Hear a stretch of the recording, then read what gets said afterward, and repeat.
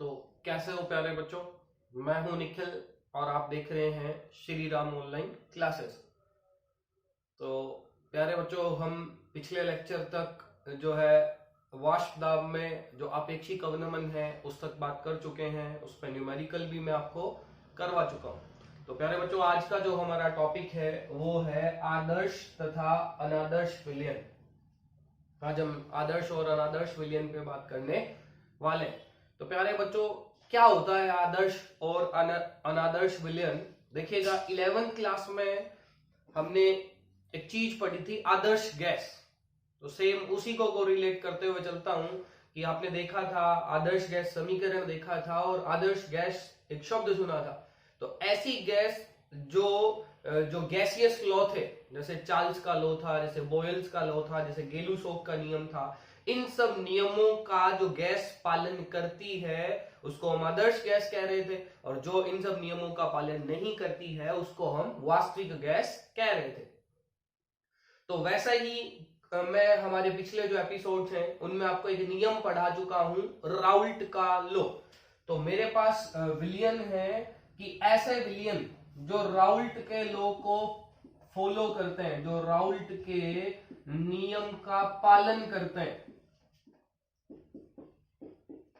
उन विलियनों को कैसे विलियन कहते हैं? हम आदर्श विलियन कहते हैं। और ऐसे जो विलियन है जो राउल्ट के नियम का पालन है वो नहीं करते हैं, ऐसे विलियनों को क्या कहते हैं? हम अनादर्श विलियन कहते हैं। तो आदर्श को आइडियल सॉल्यूशन कहा जाता है इंग्लिश में, और अनादर्श को नॉन आइडियल सॉल्यूशन कहा जाता है। तो आदर्श विलियन की सीधी सी पहचान क्या है कि ऐसे विलियन जो सभी सांद्रताओं पे और सभी ताप पे राउल्ट के नियम का पालन करेंगे, ऐसे विलियनों को हम क्या कहेंगे? आदर्श विलियन कहेंगे। और जो सभी सांद्रताओं पे और सभी ताप पे राउल्ट के नियम का पालन नहीं कर पाते हैं, उन विलियनों को हम कौन से विलियन कहते हैं? अनादर्श विलियन कहते हैं। चलिएगा, देखिएगा राउल्ट के नियम के पालन का क्या मतलब, क्या समझते हैं हम कि राउल्ट के नियम का पालन करने का मतलब क्या है। चलो देखिएगा, मेरे पास ये एक पात्र है जिसमें मैंने कोई जो है वाष्पशील द्रव ले रखा है। मान लेते हैं ए द्रव है, कोई ए है, द्रव है, और ये दूसरा पात्र है, उसमें भी मैंने कोई बी द्रव ले रखा है। इन दोनों द्रवों को मिलाने पर एक विलयन बन गया है। ए को जनरली हम विलायक कहते हैं, मेरे पास ए है वो विलायक है, और बी है वो क्या है? विलेय। और विलायक और विलेय को मिलाने पर तीसरे पात्र में मान लेते हैं मेरे पास क्या बन गया है? विलयन बन गया। और विलयन कैसा हो जाएगा? A B.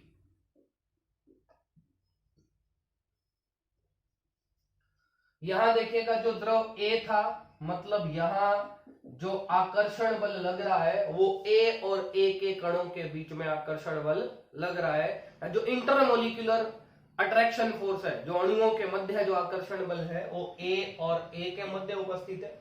यहां जो इंटरमोलिकुलर फोर्स ऑफ अट्रैक्शन है, अणुओं के बीच में जो आकर्षण बल है वो बी और बी के बीच में है। और यहां जो इंटरमोलिकुलर फोर्स ऑफ अट्रैक्शन है, जो आकर्षण बल है, वो ए और बी के अणुओं के बीच में। मेरे पास ये विलयन है वो बन गए। देखिएगा, अब हमें इस विलयन का पता लगाना है कि ये विलयन आदर्श है या नहीं है। तो कैसे पता लगाएंगे? पता लगाने का तरीका हमने क्या बताया कि जो राउल्ट के नियम की पालना करता है उस विलयन को हम आदर्श कहते हैं, और राउल्ट के नियम की जो पालना नहीं करता है उसको हम क्या कहते हैं? अनादर्श कहते हैं। तो चलिए कैसे पता लगाएंगे? तो इस विलयन को मैं लेबोरेटरी में ले गया, हम लैब में ले गया, वहां मैंने इस विलयन का वाष्प दाब कैलकुलेट किया। मैं इस विलयन को लेबोरेटरी में ले गया और वहां ले जाकर इस विलयन का वाष्प दाब मैंने एक्सपेरिमेंटली कैलकुलेट किया। एक्सपेरिमेंटली कैसे? लेबोरेटरी में एक उपकरण होता है मैनोमीटर, और मैनोमीटर से आप किसी भी विलयन का वाष्प दाब कैलकुलेट कर सकते हो। तो मैंने इसको प्रैक्टिकली कैलकुलेट कर लिया इंग्लिश में उसको ऑब्जर्व्ड कहते हैं, इसीलिए मैंने पी ऑब्वियस लिख दिया है, या हिंदी में आप प्रेक्षित लिख सकते हैं। ठीक है, तो मैंने प्रैक्टिकली प्रेक्षित कर लिया है वाष्प दाब, और मेरे पास कोई वैल्यू आ गई है, जैसे मान लेता हूं मैं, मेरे पास क्या आ गई है, ये वैल्यू 70 बार आ गई है, और ये मैंने कहां से किया है, फ्रॉम मैनोमीटर किया है, मतलब एक्सपेरिमेंट से किया है मैंने, और मैनोमीटर से मैंने इस विलियन का वाष्प दाब है वो देख लिया है, प्रेक्षित कर लिया है, मैंने उसका वाष्प दाब निकाल लिया है एक्सपेरिमेंटली और नोट कर लिया है। और सेम इस विलियन का वाष्प दाब है, मैं अगर राउल्ट के नियम से निकालूं, तो विलियन का वाष्प दाब राउल्ट के नियम से निकालते हैं, तो पिछले एपिसोड में हम देख चुके हैं जो विलियन का वाष्प दाब है उसका फॉर्मूला क्या होता है, P naught A zeta A plus P naught B zeta B. तो ये जानते हैं आप, पी नॉट ए क्या होता है, जीटा ए क्या होता है, पी नॉट बी क्या होता है, जीटा बी क्या होता है, मैं इस पे टाइम वेस्ट नहीं करूंगा। मैंने ये फॉर्मूला लगाया, सारे वैल्यूज मैंने रखे, और यहां से P जो थ्योरिटिकली आया, जो थ्योरिटिकली इस फॉर्मूले को लगा के आया, वो भी कितना आया, 70 बार आ गया। मैंने अगर यहां से थ्योरिटिकली इस सिद्धांत का, राउल्ट के नियम का उपयोग करके मैंने जो वाष्प दाब निकाला वो भी कैसा आया, 70 बार आया। मतलब जो हमने ऑब्जर्व किया, जो हमने प्रैक्टिकल करके निकाला, वही जो थ्योरी, जो राउल्ट के नियम ने थ्योरी दी है, राउल्ट का जो नियम है, दोनों वाष्प दाब इस विलियन के बराबर आ रहे हैं। मतलब हमने जो विलियन बनाया है वो विलियन कैसा विलियन है, आदर्श विलियन है। अगर हमारे पास ये केस प्राप्त हो जाता है, मतलब वो विलियन कैसा विलियन होने वाला है, आदर्श विलियन होने वाला है। अगर मैं कहूं कि मैंने जो प्रैक्टिकली ऑब्जर्व किया और जो थ्योरिटिकली कैलकुलेट किया, वो दोनों वाष्प दाब बराबर नहीं आ रहे हैं, तो ऐसे विलियनों को हम क्या कहेंगे, अनादर्श विलियन कहेंगे। तो ये हमारे पास पहचान करने का तरीका था कि राउल्ट का नियम हम लगाकर किस तरह पहचान कर सकते हैं कि वो विलियन आदर्श विलियन है या अनादर्श विलियन है। तो ये आपके सामने क्लियर हो गया है कि किस तरह हम आदर्श और अनादर्श की पहचान करते हैं। और आपके मन में अब ये सवाल आ रहा होगा कि ये वाष्प दाब में अंतर कैसे आ जाता है। तो थोड़ी देर रुककर मैं थोड़ी देर बाद इसी बात पे आऊंगा कि ये वाष्प दाब में अंतर है वो कैसे आ जाता है। चलिए आगे की तरफ देखते हैं, हम आगे की तरफ बढ़ते हैं। चलिए अब मैं कुछ कैरेक्टरिस्टिक्स, कुछ गुण धर्मों की बात कर रहा हूं, जिन गुण धर्मों के आधार पर हम ये पहचानते हैं कि हमने जो विलियन लिया है, या क्या क्या प्रॉपर्टीज हैं, क्या क्या फैक्टर्स हैं, या क्या क्या कैरेक्टरिस्टिक्स हैं जो ये डिटरमाइन करती हैं कि हम इन दोनों को, विलायक और विलेय को मिलाएं और जो विलियन बन जाए, तो क्या क्या कैरेक्टरिस्टिक्स हैं जिन कैरेक्टरिस्टिक्स के बेसिस पे हम किसी भी विलियन को आदर्श की कैटेगरी देंगे या अनादर्श की कैटेगरी देंगे। तो सबसे पहले मैं उन कैरेक्टरिस्टिक्स को लिख रहा हूं आपके सामने कि कौन कौन से कैरेक्टरिस्टिक्स हैं। तो सबसे पहला कैरेक्टरिस्टिक्स तो हम देख ही चुके हैं कि जो वेपर प्रेशर ऑब्जर्व्ड है, वो वेपर प्रेशर किसके बराबर होना चाहिए, P naught A X A plus P naught B zeta B. वो एक्स निकल जाता है, P naught A zeta A plus P naught B zeta B. दूसरा जो कैरेक्टरिस्टिक्स है आदर्श विलियन का, वो ये है डेल्टा वी ऑफ मिक्सिंग बराबर होना चाहिए क्या, 0। देखिएगा मतलब क्या है, मैंने ये लिखा है डेल्टा वी मिक्सिंग 0 का क्या मतलब है। डेल्टा वी का मतलब होता है चेंज, परिवर्तन, V मतलब आयतन, और मिक्सिंग का मतलब जब मैं इस विलायक और विलेय को क्या कर दूं, मिक्स कर दूं, और जो विलियन बने, तब विलियन बनने पर जो इनका जो आयतन था और जो विलयन का आयतन है, इन दोनों के आयतन में जो अंतर है वो क्या आना चाहिए, 0 आना चाहिए। समझिएगा कैसे, क्या मतलब है। देखिएगा, माना मैंने ये विलायक का आयतन VA लिया, विलायक ज्यादा होता है, मान लिया मैंने 7 लीटर विलायक ले लिया है, और विलेय कम होता है, मैंने इसका आयतन VB माना, इसका मान लेते हैं आयतन मैंने कितना ले लिया है, 3 लीटर ले लिया है। और जब मैंने इनको मिलाया तो यहां मुझे विलयन का आयतन है वो 10 लीटर प्राप्त हुआ। तो देखिएगा आयतन में परिवर्तन, आयतन में आप परिवर्तन कैसे निकालोगे, V ऑफ मिक्सिंग, आयतन में परिवर्तन कैसे निकालेंगे, V सॉल्यूशन, जो इसको मान लेते हैं हम V सॉल्यूशन, विलयन का आयतन V सॉल्यूशन, बाद का आयतन माइनस पहले का आयतन कितना है, VA प्लस VB, तो ये भी बाद का भी 10 है और पहले का भी कितना है, 7 और 3 है, तो V of mixing, delta V of mixing क्या है, वो क्या है, 0 है। मतलब विलेय और विलायक को मिक्स करके हमने जो विलयन बनाया है, तो आयतन में कोई परिवर्तन नहीं आया है, तो डेल्टा V ऑफ मिक्सिंग क्या है, 0 है। जहां कहीं भी ऐसा हो उस विलयन को क्या कहेंगे हम, आदर्श विलयन कहेंगे। मतलब आयतन में कोई परिवर्तन नहीं आए, जितना हमने विलेय और विलायक का आयतन मिलाया है उतना ही हमें क्या मिलना चाहिए, विलयन मिलना चाहिए। मतलब आयतन में जो परिवर्तन है वो क्या होना चाहिए, 0 होना चाहिए। आयतन में जो चेंज है, जो डिफरेंस है, वो क्या होना चाहिए, 0 होना चाहिए। अगर कहीं ऐसा होता है तो हम उस विलयन को कैसा विलयन कहेंगे, आदर्श विलयन कहेंगे। चलिए इसके पीछे का रीजन देखते हैं कि आयतन में जो चेंज है वो 0 क्यों आ रहा है। देखिएगा जरा समझिएगा, इसके पीछे का हम रीजन देख रहे हैं।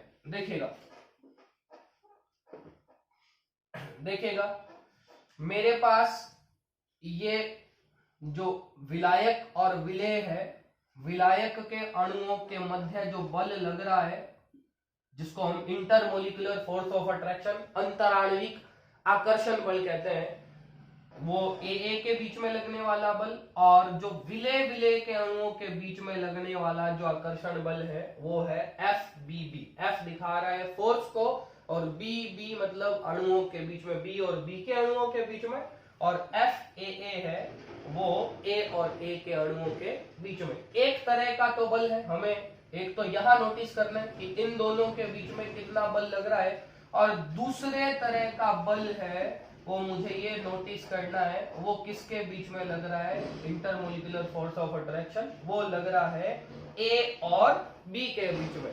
कि जब मुझे दो चीजों पर गौर फरमाना है, एक तो मिलाने से पहले विलेय और विलायक के बीच में कैसा बल था, कैसा अंतराणविक आकर्षण बल है, और जब मैंने इन दोनों को मिला दिया है तो जो विलयन बन गया है उस विलयन के अणुओं में कैसा अंतराणविक आकर्षण बल है। इन दोनों बलों पर मुझे डिस्कशन करना है।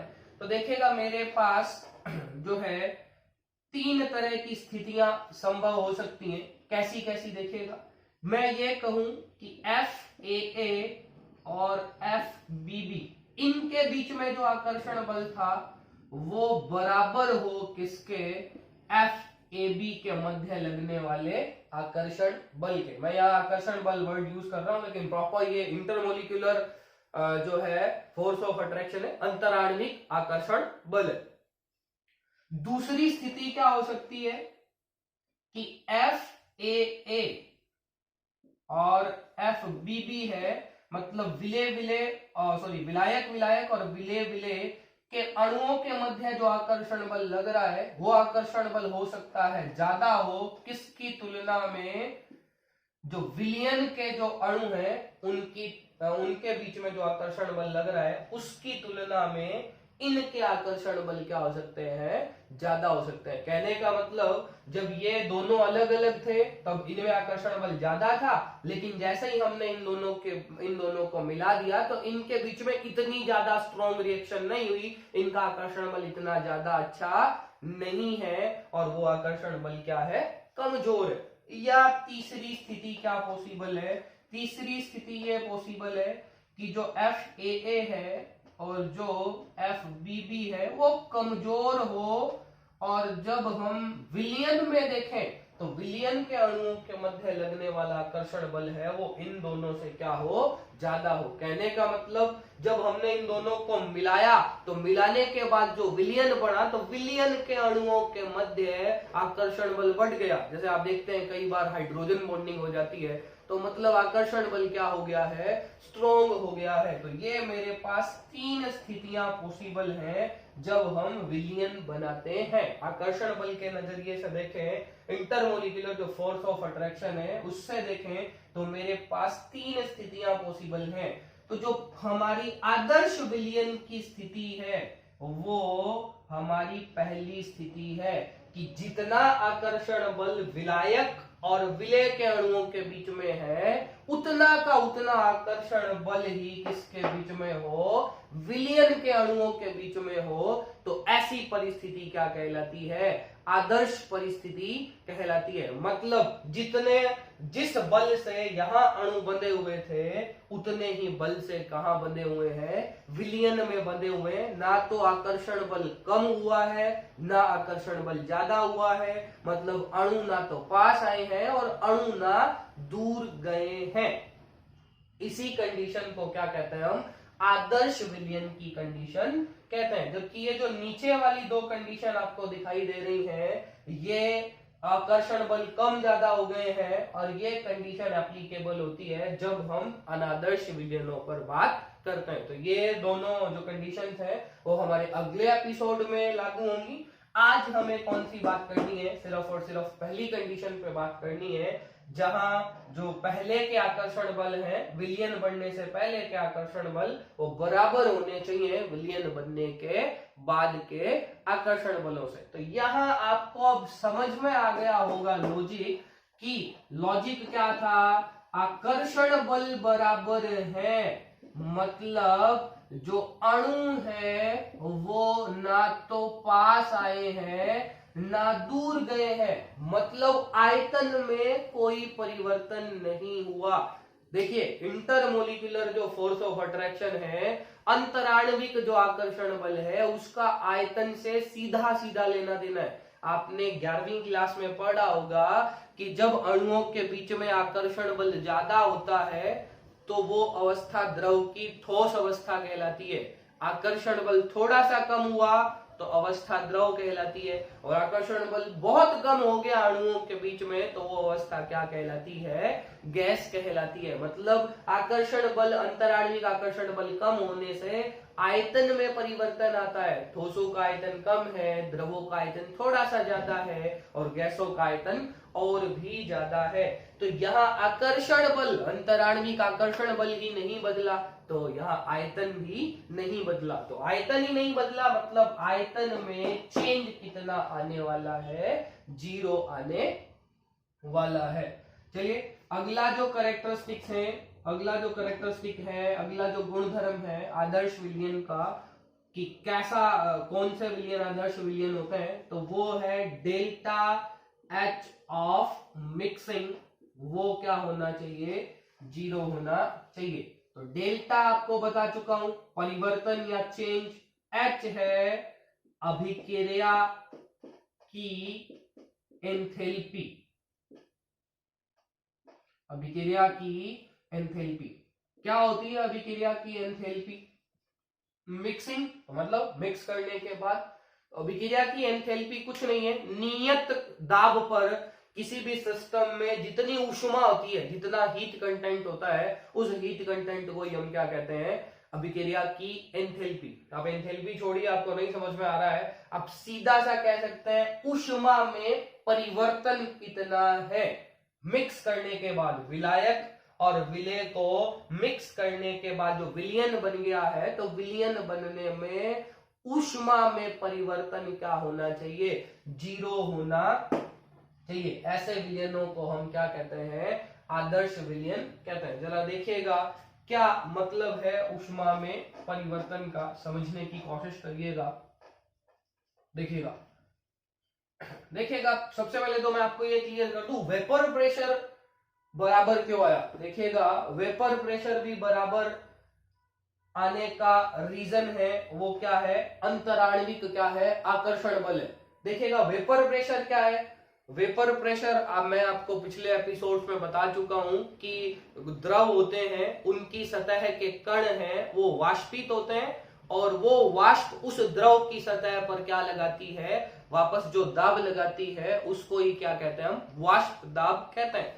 तो हमने कहा कि हमने जो एक्सपेरिमेंट से वाष्प दाब कैलकुलेट किया और जो राउल्ट लॉ से लगा के वाष्प दाब कैलकुलेट किया वो बराबर आए। तो बराबर आने का कारण क्या था, देखिए अब हम यहां कह रहे हैं कि विलय विलय और विलायक विलायक, जो आदर्श विलयन है उसमें विलय विलय और विलायक विलायक के जो अणुओं के बीच का आकर्षण बल है वो बराबर है विलयन के अणुओं के आकर्षण बल के। अब आकर्षण बल समान है मतलब इनके वाष्पित अणुओं के वाष्पित होने की प्रवृत्ति, चाहे वो हम विलयन की बात करें और चाहे हम विलायक और विलय के अणुओं की बात करें, दोनों विलायक विलय और विलयन इन दोनों के वाष्पित होने की प्रवृत्ति भी क्या होगी, समान होगी, क्योंकि अंतराण्विक आकर्षण बल क्या है, समान है। जितना वाष्प दाब विलय और विलायक बनाएंगे सेम उसी अनुसार उसी अनुपात में सेम उसके जितना ही वाष्प दाब कौन बनाने वाला है, विलयन बनाने वाला है, क्योंकि दोनों के अणुओं के मध्य लगने वाले अंतराण्विक आकर्षण बल है वो क्या है, बराबर है। तो वाष्प दाब भी इन अंतराण्विक बलों के कारण परिवर्तित नहीं होता है। यदि अंतराण्विक बल कम ज्यादा हो जाए तो वाष्प दाब भी क्या हो जाएगा, कम ज्यादा हो जाएगा। अगर मैं कहूं कि पहले घोलने से पहले मतलब विलय और विलायक घोलने से पहले अगर आकर्षण बल कम हो मतलब वाष्प ज्यादा बनेगी और विलयन में आकर्षण बल ज्यादा हो जाए मतलब वाष्प क्या बनेगी, कम बन जाएगी। अगर आकर्षण बल पहले कम होगा तो वाष्प ज्यादा बनेगी, वाष्प दाब ज्यादा होगा, जबकि विलयन में आकर्षण बल ज्यादा हो गया तो वाष्प कम बनेगी, वाष्प दाब क्या होगा, कम होगा। तो आकर्षण बल जो अंतराण्विक आकर्षण बल है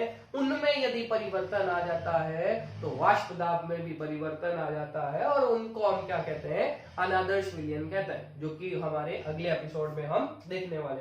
तो चलिएगा हम एंथैल्पी पे बात कर रहे थे तो जो एंथैल्पी है उस पे बात कर लेते हैं। देखिएगा हमारे पास क्या है, देखिएगा जब विलयन बनता है तो क्या कंडीशन रहती है मेरे पास। देखिएगा विलयन में हमें जो विलय विलय है और सॉरी जो विलय विलय बी बी और जो विलायक विलायक ए ए, इनके अणुओं के मध्य आकर्षण बल को तोड़ना होगा। और जब कभी भी हम बंधों को तोड़ते हैं, बंध को तोड़ने के लिए हमें ऊर्जा देनी पड़ती है। मतलब बंध का टूटना एक ऊष्मा शोषी प्रक्रम है। हमें बंध को तोड़ने के लिए ऊर्जा देनी पड़ती है, ऊष्मा देनी पड़ती है। तो बंध का टूटना कैसा प्रक्रम है, ऊष्मा शोषी प्रक्रम है। जबकि विलयन जब बन रहा है तो नए बंधों का निर्माण हो रहा है, ए नए बंध बना रहा है बी से और ये नए बंध बना रहा है किससे, बी से। नए बंधों का निर्माण हो रहा है और बंध का बनना कैसा प्रक्रम है, ऊष्माक्षेपी प्रक्रम है। ये आप जानते होंगे, बंध का बनना है वो ऊष्माक्षेपी प्रक्रम है और बंध का टूटना है वो क्या है, ऊष्माशोषी प्रक्रम है। तो देखिएगा यहां हम कह रहे हैं आदर्श विलयन के लिए जो है अभिक्रिया की एंथैल्पी में परिवर्तन कितना होना चाहिए, 0 होना चाहिए, या ऊष्मा में परिवर्तन कितना होना चाहिए, 0 होना चाहिए। मतलब मेरे पास बंध तोड़ने में जितनी ऊर्जा लगे उतनी ही ऊर्जा अगर बंद बनने में निकल जाए, मतलब उस ऊर्जा परिवर्तन क्या होने वाला है, जीरो होने वाला है। कि जितनी ऊर्जा मैं बंदों को तोड़ने में दूं उतनी की उतनी ऊर्जा बंद बनने में निकल जाए, मतलब ऊष्मा में कोई परिवर्तन नहीं हुआ। देखिएगा, इसको हम बेसिक एक एग्जांपल से देखते हैं कि आप कोई सिस्टम हो, आपको किसी ने 100 रुपए दिए, आपको किसी ने 100 रुपए दे दिए, तो आपने ऊष्मा शोषित कर ली और आप उतने के उतने ही पैसे कहीं खर्च कर रहा हो, आप ऊष्मा क्षेपित कर दो, आप उतने के उतने ही कहीं पैसे खर्च कर रहा हो, तो आपकी ऊर्जा में कोई परिवर्तन आया क्या? आपको जितनी ऊष्मा मिली थी आपने उतनी ऊष्मा दे दी, तो क्या आप निकाय हो? क्या आपकी ऊर्जा में, आपकी एंथैल्पी में कोई परिवर्तन आया? नहीं आया। जितनी आपको मिली उतनी आपने खर्च कर दी। तो जितनी बंद तोड़ने में हमें ऊर्जा लगानी पड़ी उतनी की उतनी बंद बनने में निकल गई, मतलब सिस्टम के उस विलयन के जो एंथैल्पी में कोई परिवर्तन नहीं आया। ऐसे विलयनों को हम कौन से विलयन कहते हैं? आदर्श विलयन कहते हैं। चलिए, चौथा जो कैरेक्टरिस्टिक है वो मैं बात कर ही चुका हूं, वो है अंतराण्विक आकर्षण बल। तो मैं आपको बता ही चुका हूं अंतराण्विक आकर्षण बल क्या है। जो विलय विलय और विलायक विलायक, इनके जो अंतराण्विक आकर्षण बल हैं वो बराबर होने चाहिए किसके? विलयन के अणुओं के मध्य अंतराण्विक आकर्षण बलों के। ऐसे विलयनों को हम कौन से विलयन कहते हैं? आदर्श विलयन कहते हैं। हालांकि हम आदर्श विलयन में एंट्रोपी परिवर्तन और गिब्स मुक्त ऊर्जा परिवर्तन पे भी बात कर रहे हैं, लेकिन मैं यहाँ उस बात को नहीं करूंगा क्योंकि हमारे सिलेबस में या हमारी बुक्स में है वो मेंशनेटिव नहीं है, तो मैं उन पे चर्चा नहीं करूंगा। ये 4 ही कैरेक्टरिस्टिक थे जो हमारी बुक में मेंशनेटिव है, जो कि मैंने आपको बता दिए। चलिए आगे देखते हैं, हम आदर्श विलयनों के उदाहरणों पे बात करते हैं कि किस तरह के विलयन हैं वो आदर्श विलयन हो सकते हैं। तो चलिए देखिएगा, मैं एग्जाम्पल पे बात कर लेता हूं। वैसे तो बेसिकली एग्जाम्पल आपको याद ही रखने हैं, लेकिन कुछ आइडिया दे देता हूं मैं। देखिएगा, आदर्श विलयनों की मेन जो बात है वो क्या है? FAA FBB वो बराबर होना चाहिए किसके? FAB के। मतलब जो विलय विलय विलायक विलायक के अणुओं का आकर्षण बल है वो बराबर होता है विलयन के अणुओं के आकर्षण बल के। देखिएगा, जैसे मैं पहले एग्जांपल की बात करूं, C2H5OH ethyl alcohol plus CH3OH methyl alcohol. तो इन दोनों यौगिकों का जो विलयन है वो कैसा विलयन है? आदर्श विलयन है। आदर्श विलयन देखने समय, आदर्श विलयन का जो उदाहरण है उसको देखते समय आपको 2 बातें ध्यान रखनी है। सबसे पहला तो जो आपने कंपाउंड ले रखे हैं उन कंपाउंड का, उन मॉलिक्यूल का, उन ग्रुप का जो साइज है वो नियरली क्या होना चाहिए? सेम होना चाहिए। यहाँ जो 2 मॉलिक्यूल हैं जिनको हम मिला रहे हैं, या जो कंपाउंड है जिनको हम मिला रहे हैं, उनके जो मॉलिक्यूल्स हैं उनका साइज क्या होना चाहिए? नियरली सेम होना चाहिए। आकार है वो लगभग क्या होना चाहिए? समान होना चाहिए। देखिए, आकार से क्या लेना देना है? आपने 11वीं क्लास में बंध पढ़े होंगे, वांडर वाल्व बंध, इन बंधों पर नजर डाली होगी आपने। और जैसे जैसे अणुओं का आकार बढ़ता जाता है, जैसे जैसे अणु बड़े होते जाते हैं, वैसे वैसे वांडर वाल्व आकर्षण बलों का मान है वो बढ़ता जाएगा। तो अणुओं के आकार में फर्क हुआ तो वांडर वाल्व बलों के आकार, जो वांडर वाल्व जो आकर्षण बल है, जो अंतराण्विक आकर्षण बल है, उनमें भी फर्क होगा। और आकर्षण बल बराबर नहीं हुए तो विलयन आदर्श विलयन नहीं होंगे। तो यहाँ देखिए ज्यादा फर्क नहीं है। मेथिल अल्कोहल में 1 कार्बन है, जबकि जो इथाइल अल्कोहल है उसमें 2 कार्बन है। ज्यादा फर्क नहीं है, मैं नियरली सेम कह रहा हूं, मैं बिल्कुल एग्जैक्ट सेम नहीं कह रहा हूं, तो ज्यादा फर्क नहीं है। इसीलिए इन दोनों का विलयन है वो कैसा है? आदर्श विलयन है। फिर जो हम ग्रुप मिला रहे हैं, दोनों जो कंपाउंड्स मिला रहे हैं उनका पोलर नेचर सेम होना चाहिए। पोलर नेचर मतलब कंपाउंड की जो प्रकृति है वो क्या होनी चाहिए, सेम होनी चाहिए। अगर ये ध्रुवीय है तो ये भी ध्रुवीय होना चाहिए, ये अध्रुवीय है तो ये भी अध्रुवीय होना चाहिए। देखिए यहाँ ये भी अल्कोहल है और ये भी अल्कोहल है, दोनों कंपाउंड सेम है, सेम नेचर के हैं, मतलब इनका जो विलयन है वो क्या है, आदर्श विलयन है। तो ये मेरे पास पहला एग्जाम्पल था आदर्श विलयन का। चलिए दूसरे एग्जाम्पल की बात कर लेता हूं मैं। देखिए दूसरे एग्जाम्पल की जैसे बात कर लेते हैं, जैसे मैं दूसरा एग्जाम्पल बात करूं तो एन हेक्सेन, नॉर्मल जो हेक्सेन है प्लस एन हेप्टेन, इन दोनों के सॉल्यूशन को भी क्या कहता है, हम आदर्श विलयन कहता है। इसमें 6 कार्बन है, इसमें 7 कार्बन है, एटलीस्ट सेम कार्बन है, सेम साइज है, इसीलिए जो है इनको आदर्श विलयन कहेंगे। और दोनों की प्रकृति भी नॉन पोलर है, ये भी हाइड्रोकार्बन और ये भी हाइड्रोकार्बन, दोनों की प्रकृति है वो भी क्या है, नॉन पोलर है, इसीलिए हम इन दोनों के विलयनों को क्या कहेंगे, आदर्श विलयन कहेंगे। जैसे तीसरा उदाहरण आप ले सकते हैं, जैसे C2H5Cl plus C2H5Br, ethyl chloride और इथाइल ब्रोमाइड। तो यहाँ क्लोरीन और ब्रोमीन दोनों के साइज में ज्यादा खास अंतर नहीं है और दोनों ही ग्रुप इथाइल से जुड़े, तो सेम इनकी नेचर है, दोनों ही हेलोजन है और साइज दोनों का एटलीस्ट सेम है, इसलिए इन दोनों के जो विलयन है उसको हम आदर्श विलयन कहेंगे। चौथा जो है आप एग्जांपल ले सकते हैं, जैसे CCl4 है प्लस SiCl4 है, इनके विलयनों को भी क्या कहते हैं, आदर्श विलयन कहते हैं। यहाँ 4 क्लोरीन, यहाँ भी 4 क्लोरीन, ये कार्बन है और हम देखते हैं कार्बन में ही उसी ग्रुप में नीचे की तरफ कौन आता है, सिलिकॉन आता है, तो ज्यादा खास बड़ा डिफरेंस नहीं है आकार में, मतलब इन दोनों के विलयनों को भी हम क्या कह सकते हैं, आदर्श विलयन कह सकते हैं। तो आदर्श विलयन के एग्जांपल वैसे तो आप याद ही रख सकते हैं 2-4, लेकिन सेम टाइप के जो कंपाउंड्स होते हैं, सेम टाइप के जो यौगिक होते हैं, अगर हम उनको मिला देते हैं तो उनके विलयन कैसे विलयन कहलाते हैं, आदर्श विलयन कहलाते हैं। तो प्यारे बच्चों, आज हमने आदर्श विलयन पे कंप्लीट बात कर ली है। कल जो हमारा टॉपिक रहेगा, नेक्स्ट जो एपिसोड रहेगा वो हमारा अनादर्श विलयन पे रहेगा।